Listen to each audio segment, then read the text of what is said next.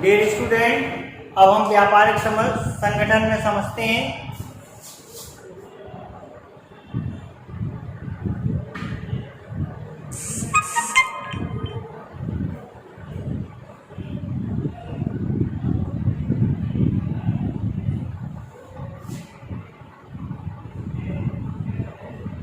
एकाकी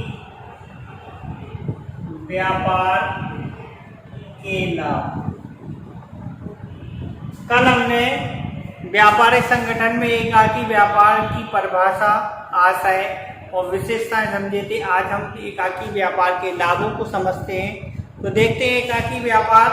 तो एकाकी व्यापार जो है व्यक्तिगत संपर्क पर आधारित है।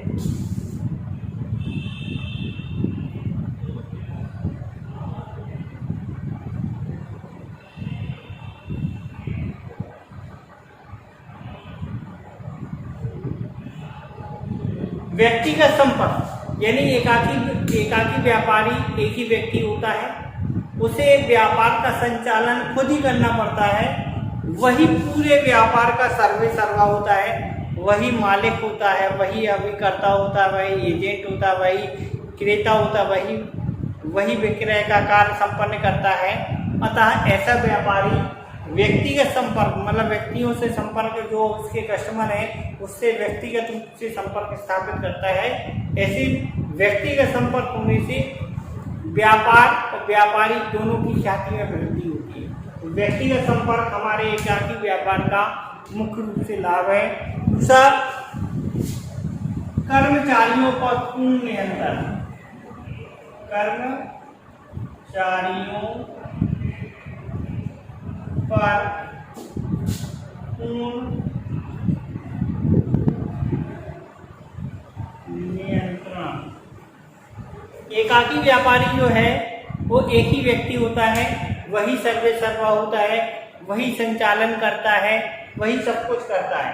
तो उसमें जो भी कर्मचारी हैं व्यापार में, वे सभी कर्मचारियों पर पूर्ण रूप से एक ही व्यक्ति संचालन करता है। तो वही उस पर पूर्ण नियंत्रण रखता है। उसके 1, 2, 4, 5, 10 जितने भी कर्मचारी रहेंगे वो उन पर पूर्ण नियंत्रण रखेगा। तो एकाकी व्यापारी का एक मुख्य लाभ ये है कि व्यापारी का अपने कर्मचारियों पर पूर्ण नियंत्रण रहता है।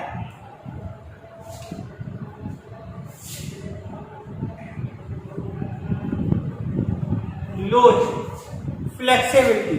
लोच का आशय ये है कि हमारे जो व्यापार की लोच है, यानी व्यापार और व्यापारी की लोच का मतलब ये है कि हम आसानी से किसी व्यापार को बढ़ा पाए अपनी आवश्यकता अनुसार या कम कर पाए। तो एकाकी व्यापार एक ऐसा व्यापार है जिसमें फ्लेक्सिबिलिटी पाई जाती है। इसे आसानी से जरूरत पड़ने पर बढ़ाया जा सकता है। तो ऐसे व्यापार को एकाकी व्यापार की मुख्य विशेषता ये है या मुख्य लाभ ये है कि इसे आसानी से बढ़ाया जा सकता है आवश्यकता अनुसार। जैसे हमारा व्यापार बढ़ेगा, इसमें पूंजी लगा के अपने व्यापार का विस्तार या आवश्यकता पड़ने पर इसे लिमिटेड क्षेत्र में या कम किया जा सकता है। तो इस प्रकार का एकाकी व्यापार की मुख्य विशेषता पाई जाती है। निर्णय लेने में शीघ्रता।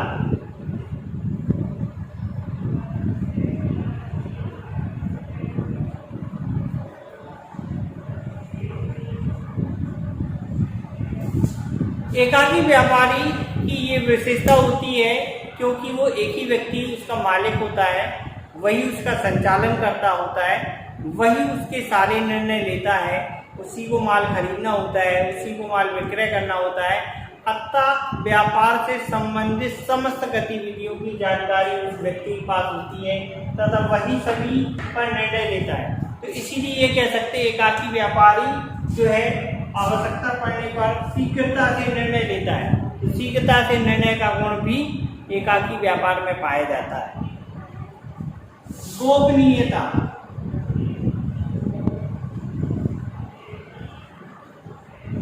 एकाकी व्यापारी में गोपनीयता उपलब्ध रहती है क्योंकि एकाकी व्यापारी में एक ही व्यापारी रहेगा, उसे अपने व्यापार की समस्त गतिविधियां की जानकारी होती है जो अन्य किसी व्यापारी को पता नहीं चल पाती। तो व्यापार की जो भी उसने स्ट्रेटजी तैयार की है वह गोपनीय बनी रहती है और व्यापार की मुख्य बातें उस व्यापारी को ही पता रहती है, अन्य किसी को पता नहीं चल पाती। तो गोपनीयता व्यापार के लिए आवश्यक होती है, तो इसमें गोपनीयता पाई जाती है, जो एक एकाकी व्यापार का मुख्य लाभ है।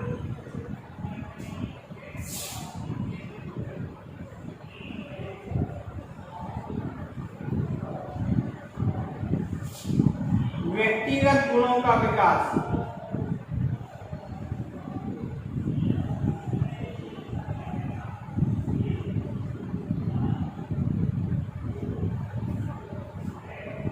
व्यक्तिगत गुणों का विकास का मतलब एकाकी व्यापारी में जो भी उसके व्यक्तिगत गुण होते हैं, नैतिकता, सदाचारता, बौद्धिक क्षमता, निर्णय लेने की बौद्धिक क्षमता, व्यापारिक संचालन की क्षमता, तो ये सारी क्षमताएं एक व्यक्तिगत गुणों का विकास होती हैं, क्योंकि उसे समय पर बहुत सारे निर्णय लेने होते हैं, तो उसे अपनी बौद्धिक क्षमता के आधार पर सारे डिसीजन लेने होते हैं। और एक सफल व्यापारी को एक सदाचार के गुणों का विकास होता जाता है, तो इसीलिए एकाकी व्यापारी में ऐसे गुणों का विकास हो जाता है जो उसके व्यापार को, उस व्यापारी के गुणों को का विकास करता है, जो महत्वपूर्ण होता है। स्थापना में सरलता।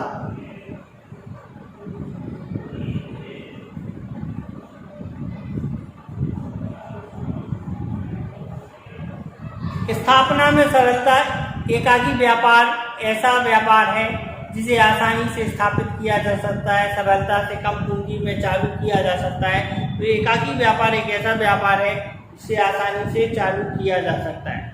इसकी सुगमता इस बात पर रहती है कि इसे कम पूंजी से चालू किया जा सकता है, कोई वैधानिक प्रतिबंध नहीं होता है। अगर आप जिस टाइप का व्यापार कर रहे हैं उसमें कोई वैधानिक अनिवार्यता नहीं है, तो इसी से सुगमता से चालू किया जा सकता है। तो ये छोटे व्यापार होते हैं, एकाकी व्यापार सर्वेसर्वा होते हैं, अधिकतर व्यापार होते हैं, तो इनकी स्थापना करने में सरलता रहती है।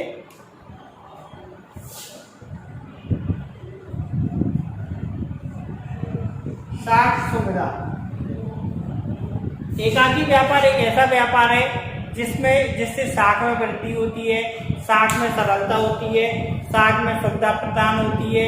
आसानी से उसके व्यक्तिगत साख के आधार पर व्यापारी के ग्राहक बन जाते हैं और आसानी से मार्केट में उसकी वैल्यू बढ़ जाती है, जिसके आधार पर वह व्यापार का संचालन करता है। उसके नाम की प्रसिद्धि होती है, जिससे उसके दिन प्रतिदिन कस्टमर